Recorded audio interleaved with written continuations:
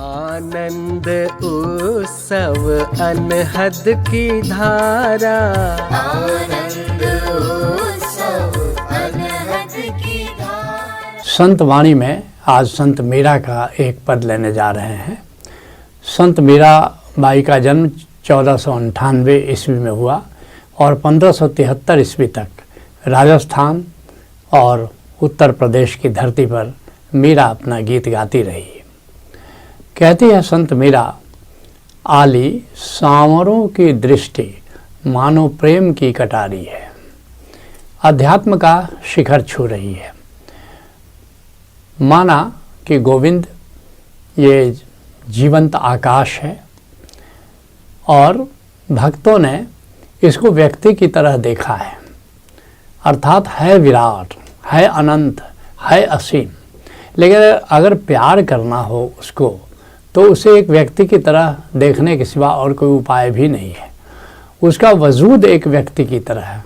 वह व्यक्ति नहीं है, वो है समष्टि, है वह संपूर्ण अस्तित्व, है वह सर्वव्यापी। लेकिन प्रेम की आंख उसको एक व्यक्ति बना देती है। तो कह रही है मीरा कि आली सांवरों की दृष्टि, वो सांवला है। सांवला गोविंद को क्यों भक्त कह रहे हैं? दो कारण है। पहला कारण है कि ये समस्त आकाश ये गोविंद है, ये ब्रह्म है और ये नीलांबर इसका रूप है। क्योंकि आकाश को तुम देखोगे तो ये नीला आकाश दिखाई देता है। माना कि नीला होने के कुछ वैज्ञानिक कारण है, फिर भी भक्तों के लिए वो सांवरा श्याम है। इसलिए कृष्ण का रूप, क्योंकि भक्त मानते हैं खाल कि वो निर्गुण भी है और सगुण भी है, तो अवतार लेकर के आता है। तो कृष्ण का रूप भी सांवला है। लेकिन कृष्ण का रूप सांवला बताने के पीछे कारण है ये नीलांबर। ये नीला नीला अंबर इतना सुंदर है और ऐसे भी नीला अंबर को देखो तो मन मोहित हो जाता है। लेकिन अगर गोविंद का रूप समझ करके देखो तो फिर तो बात ही क्या है। तो वही मीरा कह रही है कि ये जो नीलांबर घनश्याम है वो जब देखता है, क्योंकि जब तुम प्रेम की आंख से देखते हो तो तुम देखोगे कि वो रिस्पॉन्स दे रहा है, वो भी तुम्हें देख रहा है। तुम तो दो आंखों से देख रहे हो, वो तो अनंत आंखों से तुम्हें निहार रहा है। कह रही है कि ये जो नीलांबर श्याम है, आली ऐसा कि सांवरे की दृष्टि मानो प्रेम की कटारी है। ऐसा लगता है उसकी दृष्टि किसी कटारी की तरह मेरे भीतर, मेरे हृदय में धसी चली जा रही है और मेरे भीतर एक विरह पैदा कर रही है कि कैसे हम उनसे मिलें। जिसके लिए संत दादू कह रहे हैं, बिरहनी बपु न संहारे। यह जो प्रेम बिरहनी है, बेचारी अपने को संभाल नहीं पाती है। निस्दिन तलफ है राम के कारण अंतर एक विचारे। गोविंद को अनेक अनेक नामों से संतों ने पुकारा है। किसी ने गोविंद कहा, किसी ने घनश्याम कहा, किसी ने श्याम कहा, किसी ने राम कहा निस्दिन तलफे राम के कारण।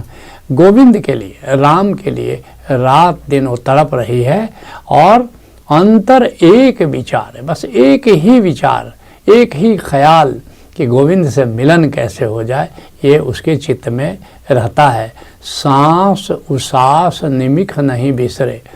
सांस श्वास में और प्रश्वास में, सांस ले या सांस छोड़े, बस एक क्षण के लिए, एक पल के लिए भी अपने प्रियतम को भूल नहीं पाती। अजिततित पंथ निहारे। और जब कोई आकुल होता है, जो कोई बिरहिनी क्या करती है, जरा सा कोई खट से कुछ आवाज़ आई, ऐसा लगता है कि मेरा प्रियतम चला आ रहा है। वो निहारने लगती है किस दिशा से आ रहा है, किस रास्ते से आ रहा है। राम वियोग विरह की जारी।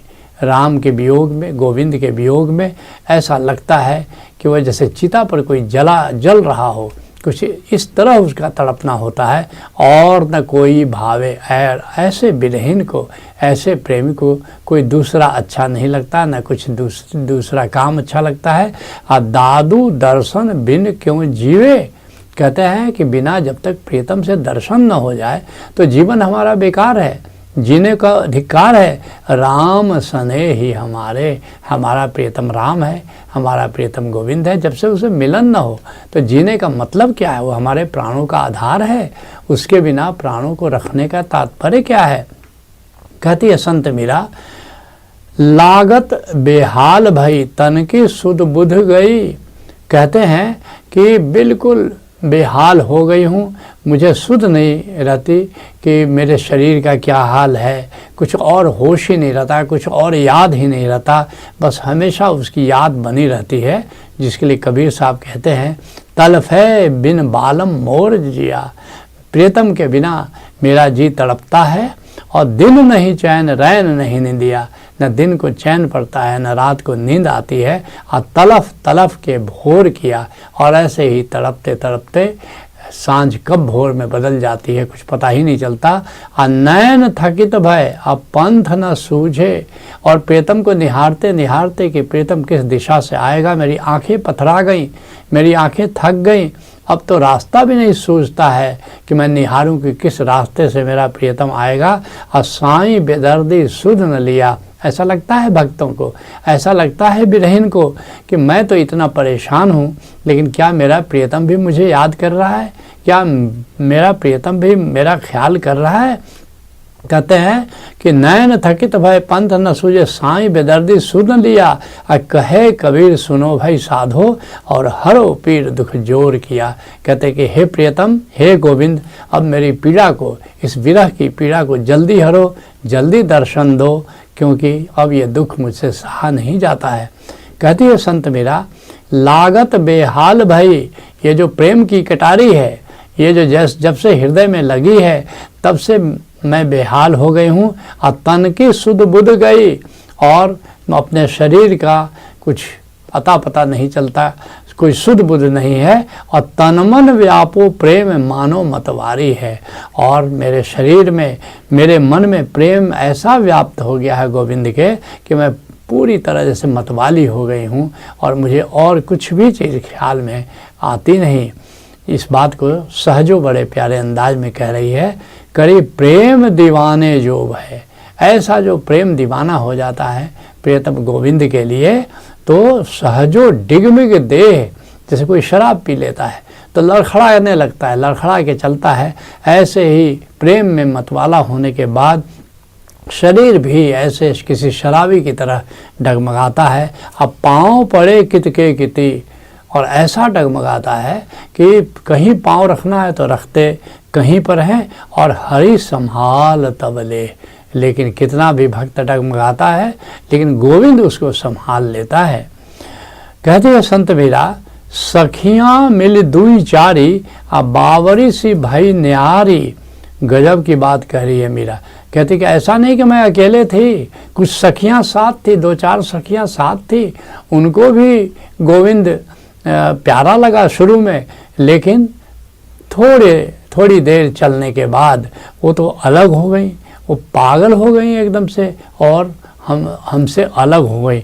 और ये होता है, ये मीरा बड़े राज की बात कह रही है कि कई लोग चलते हैं परमात्मा के रास्ते में, लेकिन थोड़ा चलने के बाद संसार की झंझटें, संसार के अटकाव, संसार के भटकाव, और वे परमात्मा के मार्ग से अलग हो जाते हैं। चीनी कहावत है, 100 लोग चलते हैं तो कोई एक पहुंचता है, और हमारे प्यारे ओशो ने इस कहावत में एक बदलाव कर दिया कि आजकल की तो स्थिति ये है कि 1000 चलते हैं तो कोई एक पहुंचता है।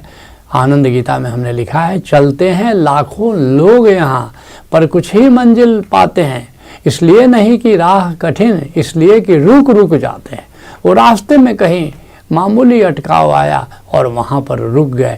मीरा भी कहती है कि मेरे साथ भी चलने वाले कई थे, लेकिन सब के सब रुक गए, और एक हमने ही चलना जारी रखा, और इस तरह अकेले ही मेरा चलना होता जा रहा है। सखियाँ मिली दुई चारी, अब बावरी सी भाई न्यारी, वो अलग हो गई।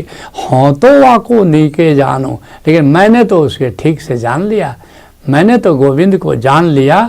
हों तो वाको नीके जाने, और कुंज को बिहारी है। और ऐसा नहीं कि वो जो विराट परमात्मा, असीम परमात्मा तो इतना दूर है, तो फिर कैसे नीके जानते हैं, फिर कैसे हम ठीक से जानते हैं कि वो कुंज को बिहारी है। माना कि वो विराट है, लेकिन मेरे लिए वो कुंज का कुंज कहाँ है? अंतर आकाश में। यही अंतर आकाश में उसका निवास है, तो इसलिए मेरे लिए तो बड़ा इंटीमेट है, मेरे लिए तो मेरा वो बड़ा घनिष्ठ है, मेरे वो पास से भी पास है।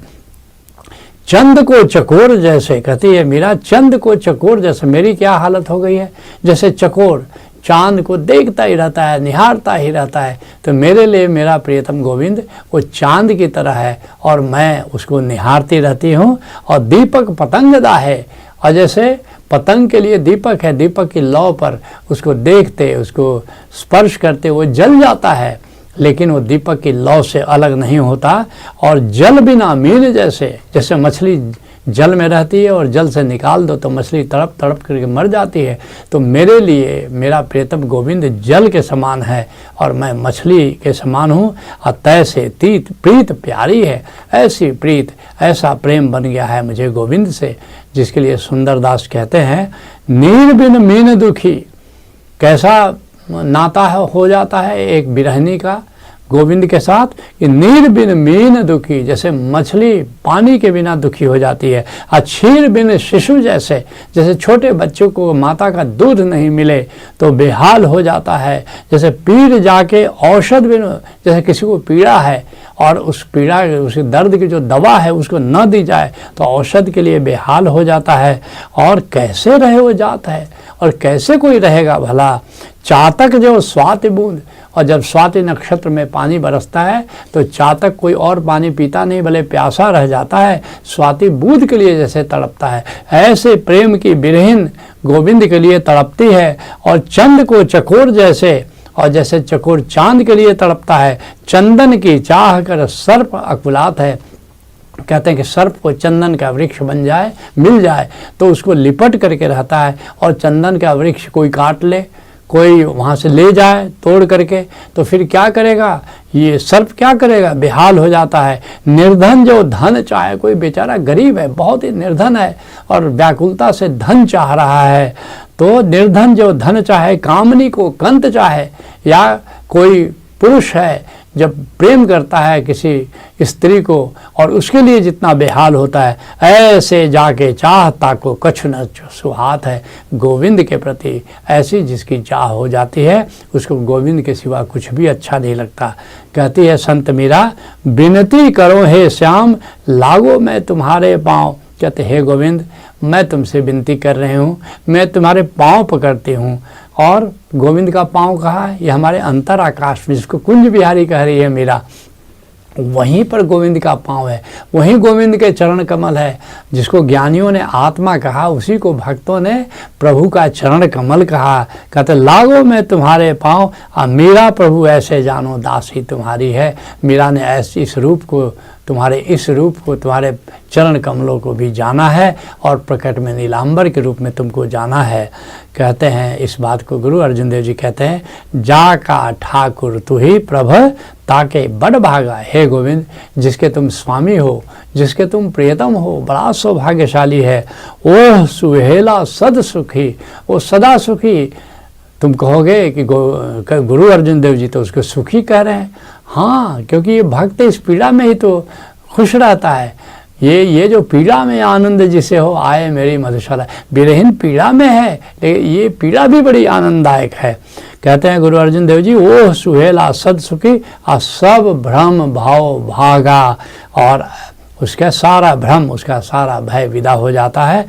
हम चाकर गोविंद के ठाकुर मेरा भारा, हम गोविंद के नौकर हैं और मेरा स्वामी बड़ा वजनदार है, बड़ा विराट है। तो निश्चित रूप से तुम भी गोविंद को जानो, उसके प्रेम में पड़ो, और यही सहयोग है। संत वाणी पर चर्चा को हम यही विराम देते हैं। आनंद उत्सव अनहद की धारा,